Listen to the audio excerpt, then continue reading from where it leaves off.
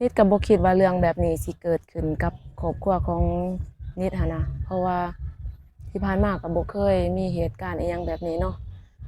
แต่มื้อนี้เนาะวันที่1เดือน1ปี2026เป็นมื้อใหม่ปีใหม่เป็นมื้อที่ดีว่าซั่นซะเป็นมื้อที่ดีสำหรับทุกๆคนเนาะแต่ว่ากรงกันข้ามเป็นมื้อที่บ่ดีสำหรับครอบครัวนิดว่าซั่นซะเนาะ ก็คือการหายตัวไปของน้องสาวเนาะนิดก็สิมาชี้แจงและก็สิมาเล่าเรื่องสู่พี่ๆน้องๆให้รับรู้นำกันนี่แหละเนาะ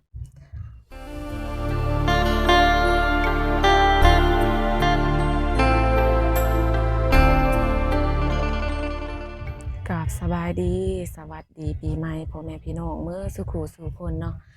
ยินดีต้อนรับเข้าสู่ช่องสาวนิดพาส้มได้มื้อนี้เด้อแล้วก็มื้อนี้สาวนิดเองก็บ่ได้พาส้มหยังดอกเนาะแต่ก็สิมาอ่าชี้แจงเรื่องน้องสาวหายตัวไปเนาะก็นิดก็บ่คิดว่าเรื่องแบบนี้สิเกิดขึ้นกับครอบครัวของนิดหั้นนะเพราะว่าที่ผ่านมาก็บ่เคยมีเหตุการณ์อิหยังแบบนี้เนาะแต่มื้อนี้เนาะวันที่1เดือน1ปี2026เป็นมื้อใหม่ปีใหม่เป็นมื้อที่ดีว่าซั่นซะเป็นมื้อที่ดีสำหรับทุกๆคนเนาะแต่ว่ากรงกันข้ามเป็นมื้อที่บ่ดีสำหรับครอบครัวนิดว่าซั่นซะเนาะก็คือการหายตัวไปของน้องสาวเนาะนิดก็สิมาชี้แจงและก็สิมาเล่าเรื่องสู่พี่ๆน้องๆให้รับรู้นำกันนี่แหละเนาะมื้อนี้นิดเองก็ได้ไปแจ้งความกับเจ้าหน้าที่ตำรวจแล้วอยู่ที่ห้องการปกส.เมืองละม่ำแขวงไสกลองเนาะนิดก็ได้ไปแจ้งความแล้วต่อไปก็สิเป็นหน้าที่ของเจ้าตำรวจเจ้าหน้าที่เพิ่นเนาะว่าเพิ่นสิสอบหาน้องสาวของสนิทได้บ่เนาะเฮาก็อยากให้เพิ่นช่วยเฮาสุดความสามารถแล้วว่าซั่นซะเนาะแล้วต้นปลายสาเหตุเนาะนิดก็สิมาเล่าสู่พี่ๆน้องๆได้รับรู้นำกันต้นปลายสาเหตุก็คือเนาะน้องสาวของสนิทเนาะชื่อนางไข่คำธรรมวงศ์เนาะซึ่งผู้เกี่ยวนี่เป็นน้องสาวผู้ที่4ของสนิทเด้อเป็นน้องสาวหลาว่าซั่นซะเนาะเป็นน้องสาวหลาเป็นผู้ที่4ของสนิทเนาะตอนเพิ่นไปนี่ก็บ่ได้มีพิษมีเถียงอิหยังกับไผดอกเนาะบ่ได้มีเรื่องมีราวอิหยังกับไผเพิ่นคนดีๆเนาะคนแบบเมาะๆแมะๆนี่นะคันสิว่าแล้วก็ดีเป็นคนดีอยู่เนาะคันสิว่าแล้วก็ใหญ่แล้วเนาะอายุก็20ปลายปี23 24ปีแล้วเนาะซึ่งผู้เกี่ยวนี่ได้เฮ็ดเวียกอยู่ที่ห้านขายโทรศัพท์แห่งหนึ่งเนาะในแขวงเสกองเนี่ยแล้วบัดนี้ผู้เกี่ยวนี่เพิ่นตามที่หมู่เฮ็ดเวียกนำกันเว้าเล่าเรื่องสู่ฟังเนาะอันนี้เนาะต้นปลายสาเหตุก่อนที่ว่าเพิ่นสิหายตัวมาแบบนี้นะบ่เห็นมาเท่าทุกมื้อนี้เนาะอ่าหมู่ที่ว่าเคยหมู่ที่เพิ่นเฮ็ดเวียกนำกันหั้นนะว่าซั่นซะเขาอยู่ในเหตุการณ์นั้นเนาะก็คือก็บ่ได้มีเรื่องมีราวอิหยังดอกเนาะพี่น้องก็คือก่อนเพิ่นสิหายตัวไปเนาะหมู่ผู้ที่เฮ็ดเวียกนำกันหั้นเพิ่นเว้าว่ามีคนโทรหาเพิ่นเนาะมีคนโทรหาสาวไข่ในวันที่29เด้อพี่น้องเด้อวันที่29ปีวันที่29เดือน12เนาะปี2025เนาะก็มสิฮอดบุญนี่แหละมสิฮอดมื้อปีใหม่นี่แหละสิว่าแล้วก็ดีหายตัวไปตั้งแต่วันที่29เนาะในเวลา1ประมาณบ่ายโมงเนาะประมาณบ่ายโมงหนึ่งบ่ายโมงหนึ่งหา2โมงเนาะตามหมู่ผู้ที่เฮ็ดเวียกนำกันเขาเจ้าให้ข้อมูลมาแบบนี้ว่าซั่นซะซึ่งผู้เกี่ยวนี่เนาะสาวไข่นี่มีคนโทรหาเพิ่นว่าซั่นซะมีคนโทรหาเพิ่นทางเบอร์โทรเนาะโทรหาก็บ่ฮู้ว่าเว้าอิหยังว่าซั่นว่าบ่ฮู้ว่าโทรมาแนวใดเรื่องแนวใดเนาะบ่ฮู้หั้นนะ ก็มีแต่เพิ่นหันได้ครอบกับหมู่ที่ว่าเฮ็ดเวียกนำกันหันบอกว่าอ่าค่อยครอบออกไปห้องการบ้านวัดหลวงก่อนเด้อคราวนึงจังได๋ค่อยมาว่าซั่นเนาะเป็นหมู่ผู้เกี่ยวหันหมู่ผู้ที่อยู่ในเหตุการณ์หันเพิ่นก็ให้ข้อมูลมาแบบนั้นว่าซั่นซะบัดนี้เพิ่นออกไปแล้ว เพิ่นก็ออกไปแต่โตเนาะ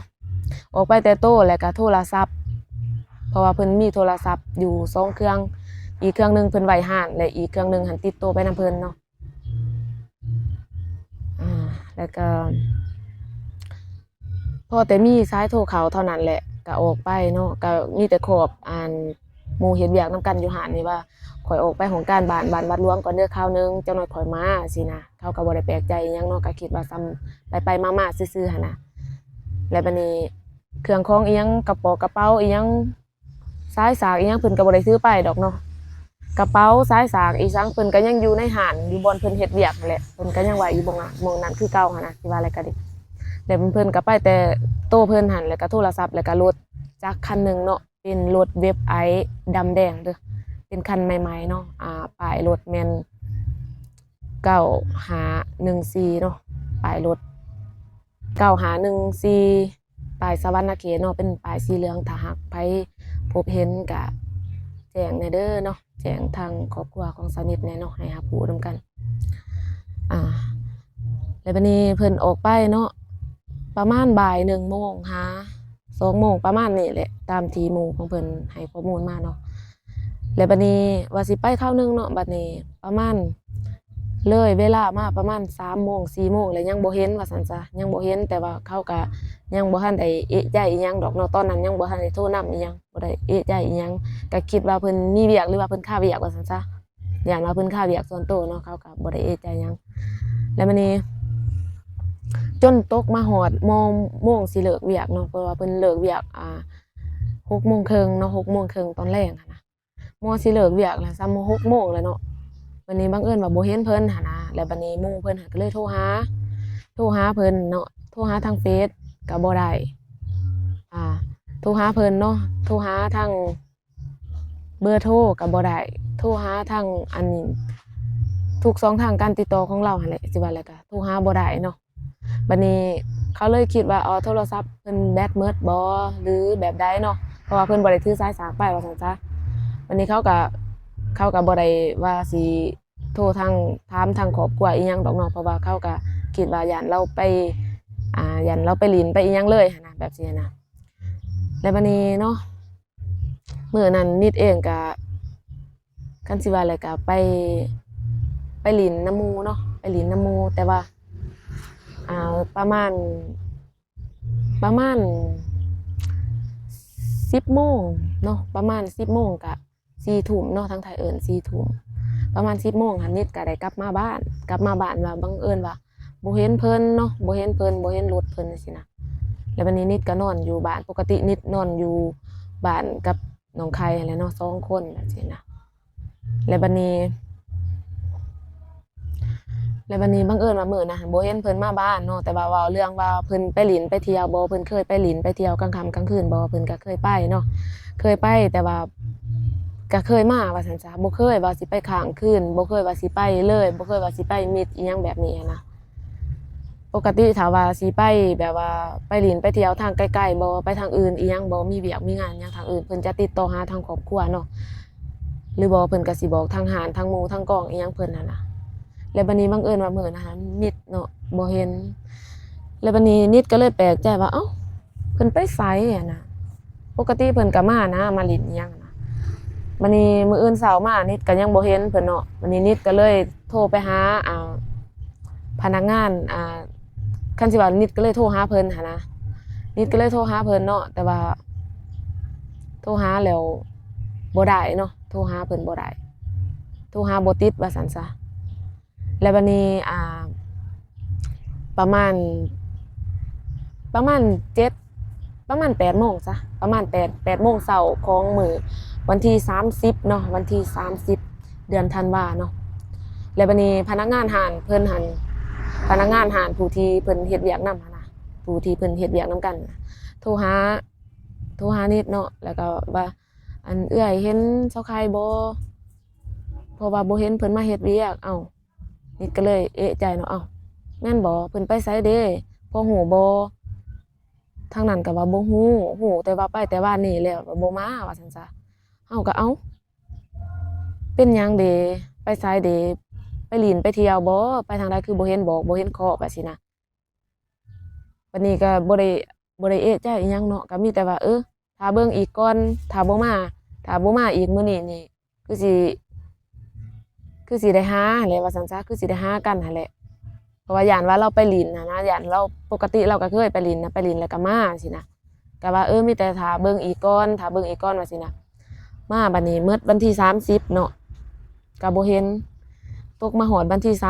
31ก็บ่เห็นเนาะนิดก็เลยว่าเอามันบ่แม่นแล้วเด้อบัดนี้ที่แรกคิดว่าย้านเราไปหลินต่างแขวงต่างอิหยังหั้นน่ะแล้วบัดนี้มา3มื้อแล้วบ่เห็นเนาะแล้วมื้อนี้เนาะเป็นมื้อที่4สำหรับฉันซะเป็นมื้อที่4แล้วเนาะก็บ่มีวี่แววบ่มีอิหยัง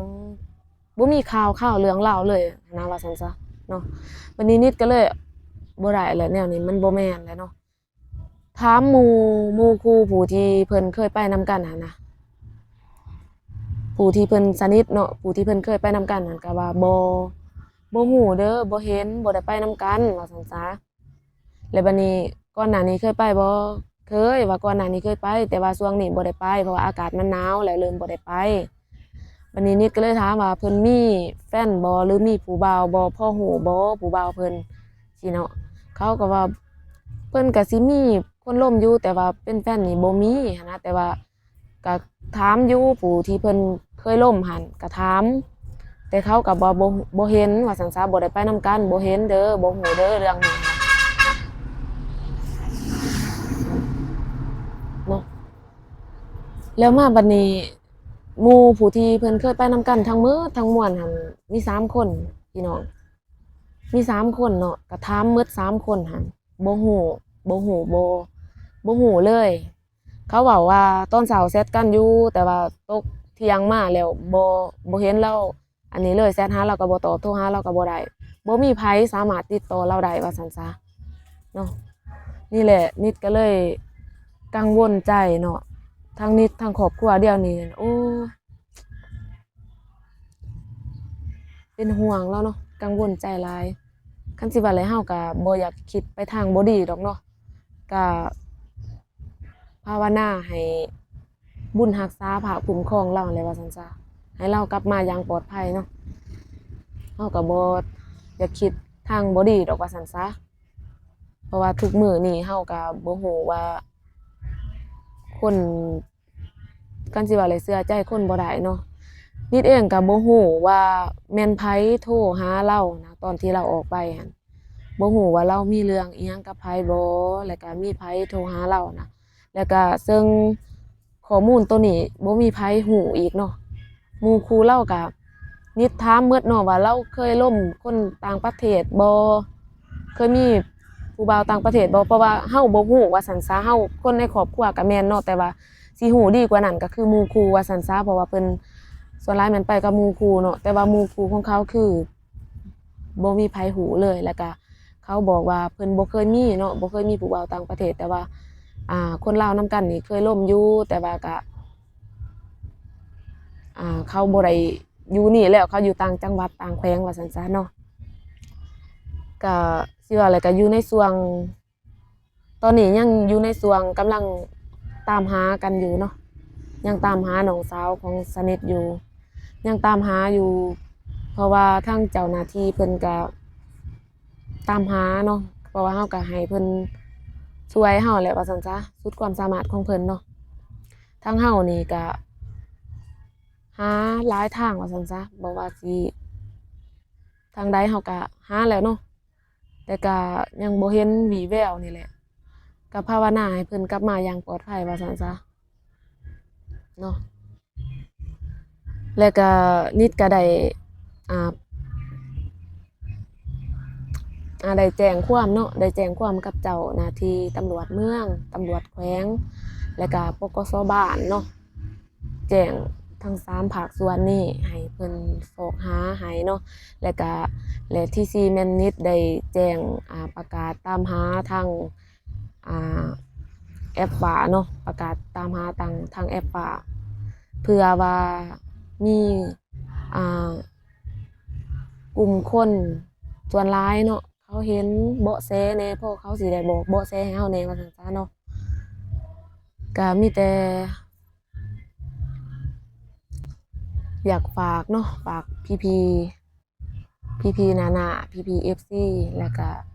เบิดซุผู้ซุคนเนาะที่ว่าเบิ่งคลิปของสนิทในตอนนี้เนาะฝากเป็นหูเป็นตาให้แหน่เนาะฝากเป็นหูเป็นตาฝากเบิ่งให้แหน่เนาะอ่าย้านว่าแบบว่าผ่านตาเห็นย้านว่าอันนี้เราก็บ่อยากเว้าไปก่อนว่าซั่นซะเนาะบางทีว่าเห็นอยู่ทางต่างประเทศบ่เมืองนอกบ่อีจั่งแบบนี้หั้นนะจั่งใดนิดก็อยากฝากเด้อเนาะฝากเบิ่งฝากเป็นหูเป็นตาให้แหน่เนาะถ้าเกิดว่าบ่ได้เห็นในช่วงนี้เนาะก็ขอแต่ว่าเห็นว่าซั่นซะสิมารูปแบบใดก็ขอแต่ว่าเห็นเนาะเดี๋ยวนี้ทางครอบครัวบ่ว่าสิทางครอบครัวบ่ว่าสิทางบ่อนเพิ่นเฮ็ดเวียกเนาะทางหมู่ทางกองเพิ่นเป็นห่วงเบิดกูคนเนาะเป็นห่วงเป็นใยเพิ่นถ้าหากว่าเนาะเพิ่นไปจั่งใดมาจั่งใดเนาะก็ถ้าว่าหากว่าเพิ่นได้เห็นคลิปนี้ถ้าว่าเพิ่นยังอยู่ดีมีแรงว่าซั่นซะถ้าหากว่าเพิ่นได้เห็นคลิปนี้ก็อยากให้อ่าติดต่อหาทางครอบครัวแหน่เนาะอยากให้ติดต่อหาทางครอบครัวแหน่เพราะว่าทางครอบครัวเดี๋ยวนี้เป็นห่วงเป็นใยหลายเนาะสำหรับมื้อนี้ก็นิดเองก็บ่มีหยังหลายเนาะก็อยากมาเล่าเรื่อง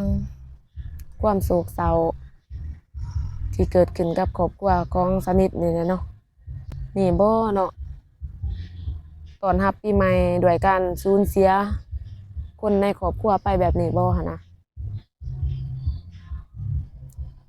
ก็บ่น่าเชื่อเนาะว่าเรื่องแบบนี้สิเกิดขึ้นมีแต่ว่าสำหรับคลิปนี้เนาะก็สิบ่มีหยังหลายก็มาเล่าเรื่องสู่พี่ๆน้องๆให้ได้รับรู้รับทราบนำกันนี่แหละเนาะอะมีแต่ว่าถ้าว่าเป็นจั่งใดแล้วเนาะถ้าว่ามีข่าวๆหรือว่ามีเบาะแสอิหยังแบบใดเพิ่มเติมเนาะมีเบาะแสแบบใดเพิ่มเติมนิดก็สิมาแจ้งพี่ๆน้องๆให้รับทราบรับรู้นำกันอีกครั้งเนาะก่อนอื่นหมดเนาะนิดก็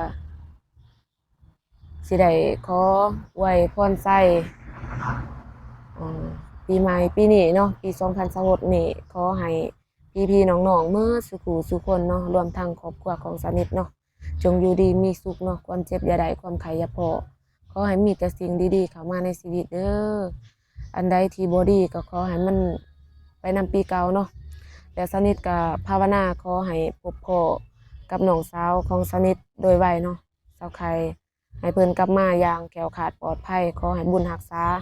พระคุ้มครองเพิ่นให้เพิ่นกลับมาอย่างแคล้วคลาดปลอดภัยเนาะก็บ่ให้มีมารอันตรายใดๆเข้าไปเบียดเบียนเพิ่นเนาะสาธุเนาะแล้วสำหรับคลิปนี้เนาะนิดก็สิได้ขอตัวจบไปเพียงเท่านี้เด้อพี่ๆน้องๆเอ้ยถ้าว่ามีเบาะแสแนวใดแล้วก็สิมาอัปเดตมาเล่าสู่พี่ๆน้องๆให้รับรู้รับทราบนำกันตื่นอีกเนาะสำหรับคลิปนี้ก็สิได้ขอตัวจบไปเพียงเท่านี้เนาะขอขอบใจ